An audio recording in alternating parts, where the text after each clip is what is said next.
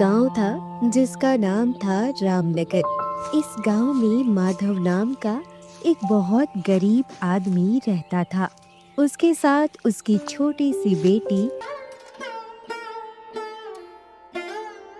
जमींदार जी, ओ जमींदार जी, अरे सुनिए तो, थोड़ा घर से बाहर तो आइए, कुछ बात करनी है आपसे। ओ मालिक, ओ जमींदार जी, कहाँ रह गए? मालिक, ओ मालिक। अरे कौन है ये सुबह सुबह सांड की तरह चिल्ला रहा है? अरे रुक जा भाई, रुक जा, आता हूँ। थोड़ी देर बाद जमींदार घर से बाहर माधव के पास आया। अच्छा माधव, तुम हो भाई? तो मुझे लगा कोई और है। हाँ, बता भाई, कैसे आना हुआ इधर? और खेत का सारा काम पूरा तो हो गया ना? नहीं, अभी कहाँ जमींदार जी, अभी तो खेत में बहुत सारा काम बाकी है, लेकिन हाँ, कुछ दिनों बाद पूरा हो जाएगा, वो सब तो ठीक है। हाँ तो ठीक है माधव, फिर जल्दी जल्दी खेत का काम पूरा करो, हमें फसल की बुवाई भी तो समय से करनी होगी ना। हाँ जमींदार जी ठीक है, लेकिन मैं कह रहा था कि मुझे थोड़ा सा धन की जरूरत थी। अगर आप कुछ पैसे उधार दे देते तो बड़ा अच्छा होता, बाकी तो मैं काम कर ही रहा हूँ। माधव की बात सुनकर जमींदार तुरंत क्रोधित हो गया और बोला, अरे, तुमने तो पिछले महीने भी कुछ पैसे उधार लिए थे। तुम्हें महीना पूरे होने से पहले एक भी पैसा उधार नहीं मिलेगा। और हाँ, अगर तुम्हें ऐसा ही करना है तो कल से तुम मेरे यहाँ काम पर मत आना। काम करोगे रुपए का, उधार मांगने आओगे 2 रुपया। हाँ नहीं तो मेरे पास बहुत सारे आदमी हैं काम करवाने के। जमींदार की बात सुनकर माधव डर गया। नहीं जमींदार जी, कृपया करके मुझे माफ कर दीजिए। आज के बाद मैं कभी भी आपसे उधार पैसे नहीं मांगूंगा। आप मुझे काम से मत निकालिएगा। गलती हो गई, मैं जाता हूँ। हाँ तो फिर ठीक है, खड़े खड़े मेरा मुंह क्या देख रहा है? जल्दी से जा और खेत में काम पर लग जा। चले आते हैं सुबह सुबह पैसा मांगने। हाँ नहीं तो। उसके बाद माधव दुखी मन से खेत में आकर काम करने लगा। कोई घर में है क्या? कृपया करके बाहर आओ, इस साधु महात्मा को तुम्हारी सहायता की जरूरत है। कोई है क्या? अलक निरंजन। फिर थोड़ी देर बाद माधव घर से बाहर निकल आया। हाँ, ठंड तो बहुत है। हाँ, साधु महात्मा जी, नमस्ते। बताइए, मैं आपके किस प्रकार से सहायता कर सकता हूँ? बेटा, क्या आज रात के लिए तुम मुझे अपने यहाँ रहने दे सकते हो? क्योंकि बाहर बहुत ज्यादा ठंड है। कल सुबह होते ही मैं वापस से अपने स्थान पर लौट जाऊंगा।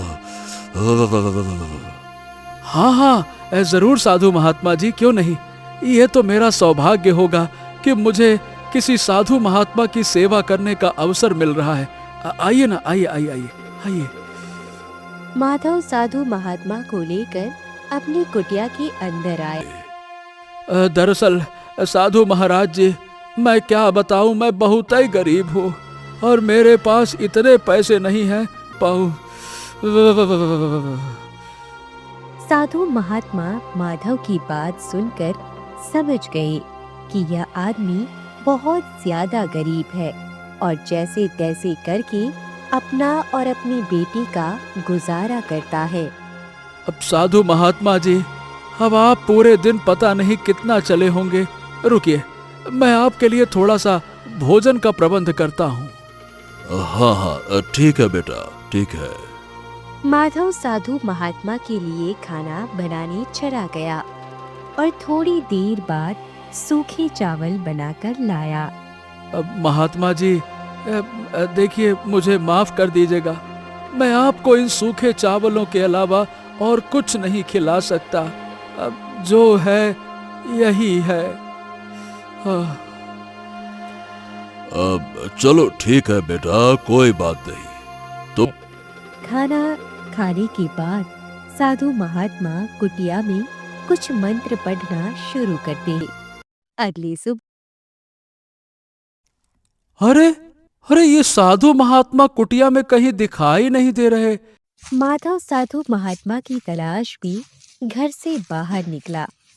फिर उसने देखा कि गांव के कुछ लोग कुटिया के बाहर खड़े होकर बड़े ही ध्यान से कुटिया की ओर देख रहे थे।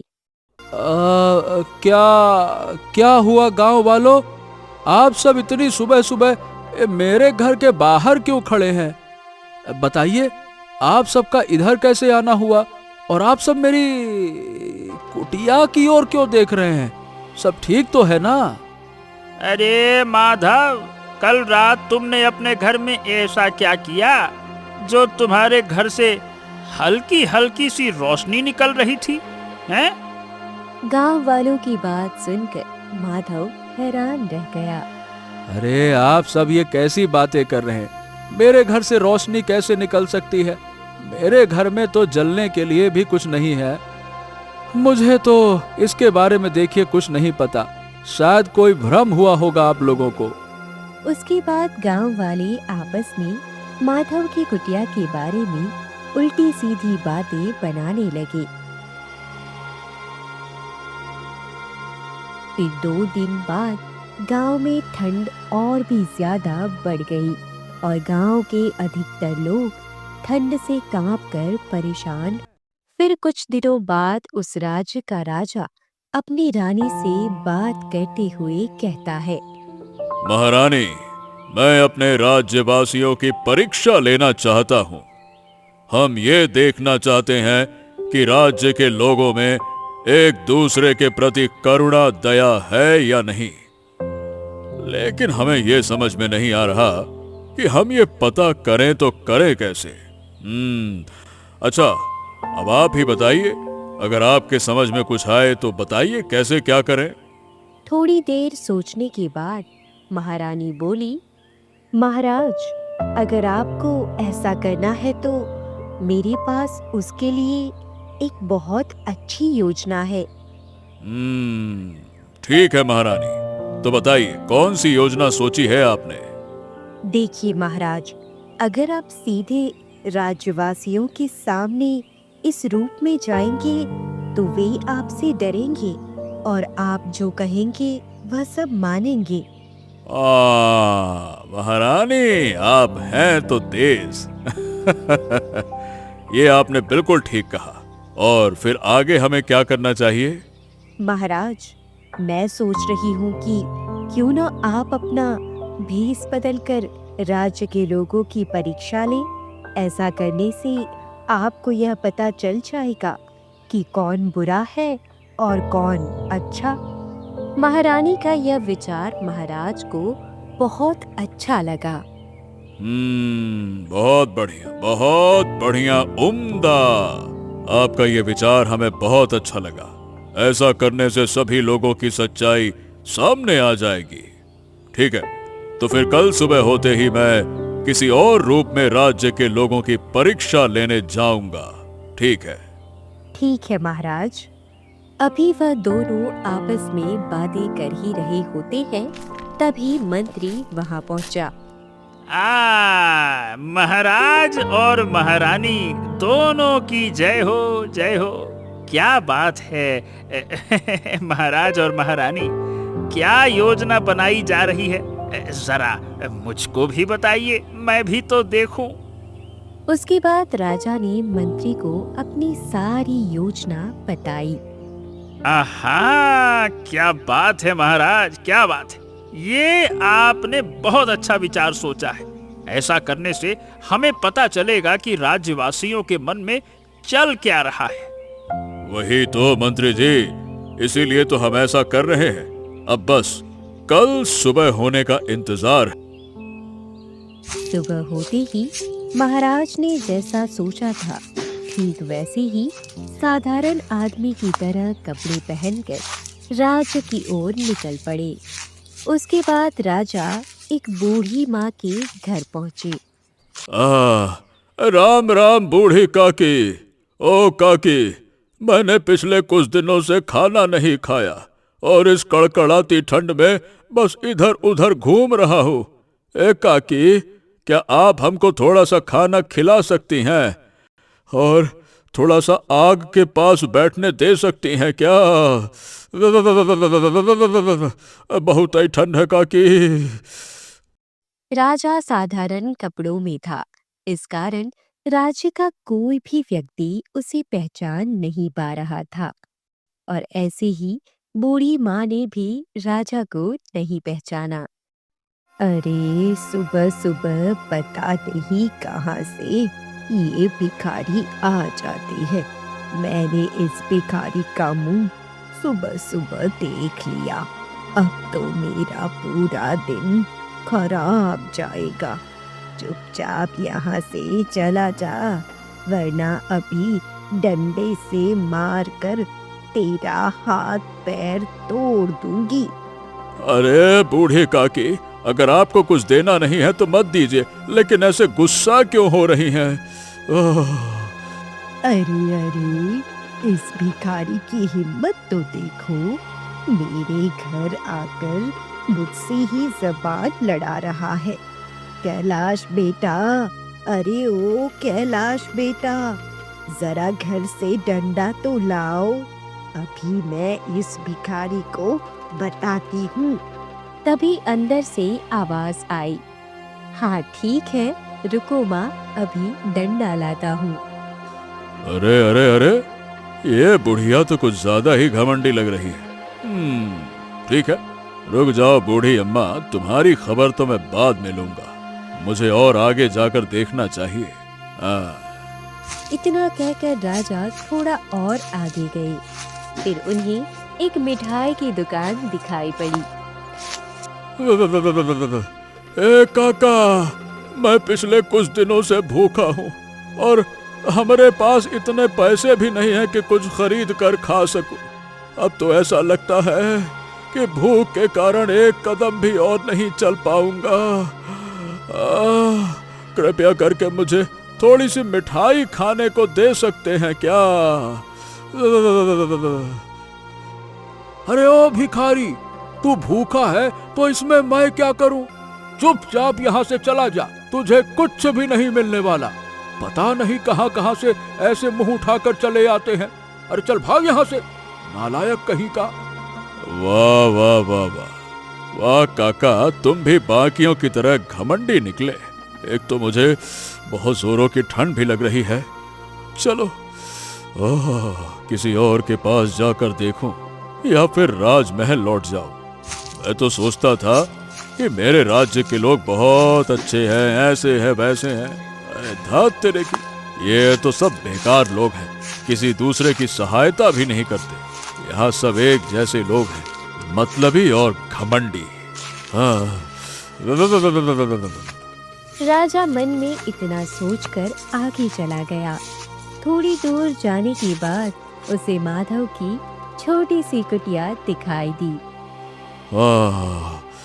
ये कुटिया तो काफी छोटी दिखाई दे रही है, तो साधारण सी बात है, इसमें रहने वाला आदमी भी बहुत गरीब होगा। अब मैं इससे एक बार मदद मांग कर देखता हूँ। फिर राजा माधव की कुटिया के पास गया और कहने लगा, अरे घर में कोई है क्या? कृपया करके बाहर निकलो। फिर उसने देखा कि बाहर एक आदमी खड़ा है। भाई तुम कौन हो? इतनी ठंड में यहाँ क्या कर रहे हो? एकदम कांपे जा रहे हो। भाई, मैंने पिछले कुछ हफ्ते से खाना ही नहीं खाया है, कुछ तो दे दो खाने के लिए। मर जाऊंगा, मैं तो मर जाऊंगा। राजा की बात सुनकर माधव बहुत हैरान हुआ। बाप रे, लेकिन भाई आपने एक हफ्ते से कुछ नहीं खाया, ऐसा क्यों? भाई, मैं बहुत ज्यादा गरीब हूँ, मेरे पास इतने पैसे भी नहीं हैं कि कुछ खरीद के खा सकूं।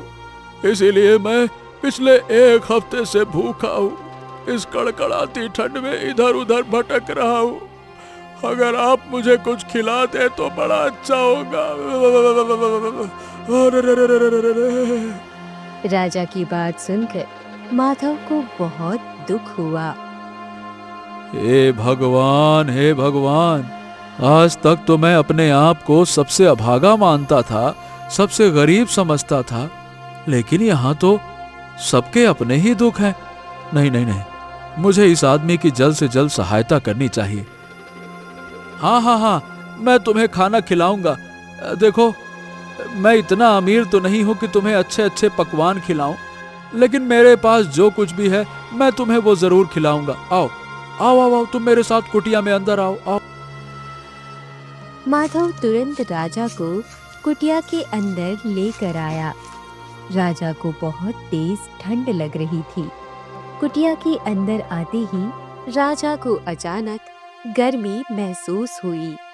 अरे बाप रे बाप, बाहर तो इतनी तेज ठंड है और इस कुटिया के अंदर आते ही अचानक से सारी ठंड मानो जादू से गायब। अरे दा, ये कैसे हो सकता है? ओ, क्या सोचने लगे? कुछ नहीं भाई, बस वैसे ही। हाँ, फिर ठीक है। रुको, मैं आपके लिए कुछ अंदर से खाने को लाता हूँ। रुको। उसके बाद माधव खाना लाने अंदर चला गया। फिर उसने देखा कि बर्तन के अंदर बस 2 ही रोटियां पड़ी हुई है। अरे, यही 2 रोटियां बची हैं। अगर मैंने ये 2 रोटियां उस आदमी को दे दी तो मुझे चलो कोई बात नहीं, हम तो भूखे पेट रह लेंगे, आदत है। लेकिन वो आदमी पता नहीं कितनी दूर से आया है, कितनी दूर जाएगा, वो भी इस कड़कड़ाती ठंड में मेरे घर आया है। इस समय तो हमसे ज्यादा उसे इन रोटियों की जरूरत है। चलो दे देता हूँ। माधव 2 रोटी और प्याज लेकर आदमी के पास आया, जो कि असलियत में राजा था। देखो भाई, मेरे पास यही 2 रोटियां और प्याज बची हैं। अगर तुम खाना चाहो तो इन्हें खा सकते हो। ये लो। अरे बस, ये प्याज रोटी मुझे खाने को मिल रही है ना, यही मेरे लिए बहुत है। ये किसी पकवान से कम नहीं है। राजा ने बड़े ही प्रेम से माधव की दी हुई 2 रोटी और प्याज खा लिया। वैसे मैं तुमसे एक बात पूछना चाहता हूँ, क्या तुम मुझे बताओगे? हाँ, जरूर भाई, पूछो। क्या पूछना चाहते हो? अगर मुझे कुछ पता होगा तो जरूर ही बताऊंगा, पूछो। जब मैं तुम्हारी कुटिया के बाहर था तो मुझे तो बड़ी जोरों की कड़कड़ाती ठंड लग रही थी, और कुटिया के अंदर आते ही सारी की सारी ठंड गायब हो गई। तुम्हारा ये कुटिया जो है, ये इतनी गर्म कैसे है, और वो भी झोपड़ी होकर? देखो भाई, बात यह है कि कुछ दिनों पहले ही मेरे घर में एक साधु महात्मा आए थे।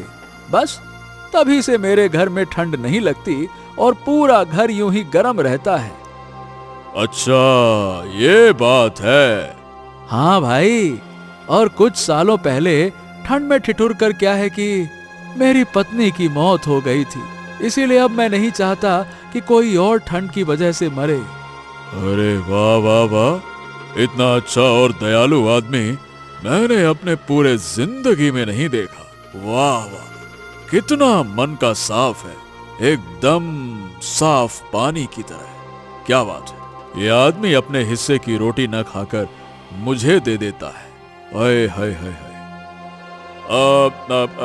ठीक है भाई, तो फिर मैं चलता हूँ। आपका बहुत बहुत धन्यवाद। अगर आप ना होते तो शायद मैं इस कड़कड़ाती ठंड में भूखे पेट ही मर जाता। आप तो मेरे लिए भगवान के समान हो, भगवान के समान। अरे नहीं, ऐसी कोई बात नहीं है। वो तो इंसानियत के नाते मेरा फर्ज था। राजा आदमी से बातें करके वहाँ से चला जाता है। फिर अगले दिन गांव वाले, अरे भाई, ऐसे कड़कड़ाते ठंड में हम सब का गुजारा कैसे होगा? अब तो ऐसा लगता है कि इस ठंड के कहर से हम बच नहीं पाएंगे। हाँ भाई, तुमने बिल्कुल ठीक कहा, मुझे भी कुछ ऐसा ही लगता है। अभी यह सब बातें कर ही रहे थे कि तभी माधव उसी रास्ते से गुजर रहा था। फिर उन सब की नजर माधव पर पड़ी। अरे भाई, तो वो तो देखो, ये गरीब माधव जा रहा है।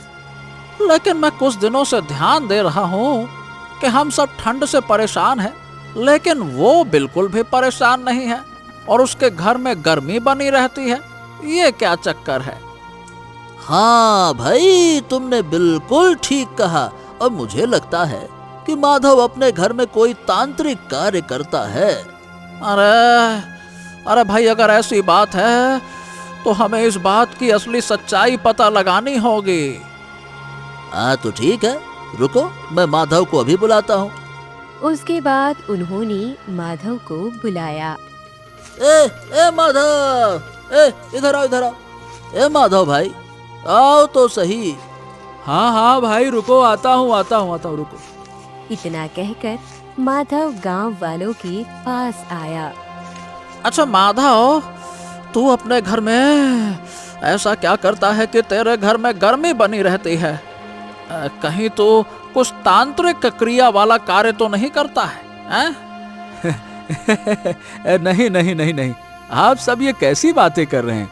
ऐसा कुछ नहीं करता मैं। कोई जादूगर हूँ क्या? गजब बात करते हो भाई। इतना कहकर माधव वहां से चला गया, लेकिन उन सबको माधव की बातों पर यकीन नहीं हुआ। फिर कल सुबह होते ही पूरे गांव वालों, ये ऐसे नहीं बताएगा। इसे हम सब मिलकर राजा के पास ले चलते हैं और राजा ही इसे दंड देंगे। चलो चलो चलो चलो। हाँ ठीक है भाई, देर किस बात की है? हम सब इसे राजा के पास ले चलते हैं, शिकायत करेंगे कि पता नहीं कैसे ये गर्मी पैदा कर रहा है और हम सब कुड़कुड़ाए जा रहे हैं। चलो भाई, ले चलो चलो। सबने मिलकर जबरदस्ती माधव को राजा के पास लाया। राजा ने माधव को पहचान लिया, लेकिन माधव ने राजा को नहीं पहचाना, क्योंकि उस समय राजा किसी साधारण आदमी के भेष में था। महाराज महाराज महाराज, आप हमारे साथ न्याय कीजिए। ये माधव अपनी झोपड़ी में तांत्रिक क्रिया करता है और गर्मी पैदा करता है ताकि इसकी झोपड़ी गर्म बनी रहे। अगर ये ऐसा करता है तो ये तो एक दिन हमारे लिए खतरा बन सकता है। अच्छा, ये तांत्रिक क्रिया करता है? नहीं, ये लड़का कोई भी बुरा कार्य नहीं करता, और ये तो बल्कि मन का बहुत अच्छा है। आप सबको जरूर कोई गलत फहमी हुई है। दरअसल जब राजा माधव के घर परीक्षा लेने के लिए गए थे, तो माधव ने उन्हें बताया था कि मेरे घर में गर्मी साधु महात्मा के आने के बाद ही आई थी। उसके बाद राजा अपने राजमहल लौटकर उस साधु महात्मा को ढूंढने लगे थे। मंत्री जी, साधु महात्मा को यहाँ उपस्थित किया जाए। अब वही इन गांव वालों को सारी सच्चाई बताएंगे। बुलाओ। हाँ, ठीक है, जैसी आपकी आज्ञा महाराज। उसके बाद मंत्री साधु महात्मा को लेकर उनके पास आए। हरिओम हरिओम हरिओम। ये आदमी गरीब होकर भी दूसरों को आश्रय देता है। मैंने आप सबसे मदद मांगी, लेकिन किसी ने भी मुझे आश्रय नहीं दिया, और इसके पास कुछ ना होते हुए भी मुझे अपने घर में रखा। इसीलिए मैंने अपने मंत्रों की शक्ति से इसके घर में गर्मी ला दी। आप सबको बाहर जो रोशनी दिखी, वो उसी शक्ति की रोशनी थी। साधु महात्मा की बात सुनने के बाद सारे गांव वालों को यह यकीन हो चुका था कि माधव अपनी कुटिया में कोई तांत्रिक कार्य नहीं करता है।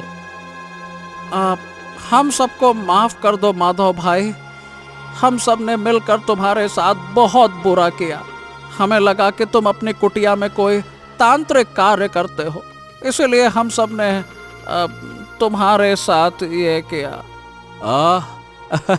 चलो ठीक है भाई, कोई बात नहीं। मुझे आप सबसे कोई शिकायत नहीं है। आप लोग भी सही सलामत रहे, मैं यही दुआ करता हूँ। सारे गांव वाले माधव से क्षमा मांगकर चले जाते हैं। माधव, हम तुम्हारे दयालु स्वभाव को देखकर बहुत प्रसन्न है। मांगो, तुम हमसे क्या मांगना चाहते हो? तुम जो कुछ भी मांगोगे हम तुम्हें देंगे, बोलो।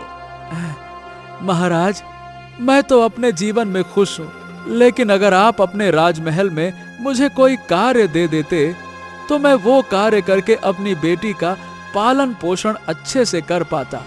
मेरी बेटी जब धन ना होने के कारण परेशान होती है ना, मुझे बिल्कुल अच्छा नहीं लगता।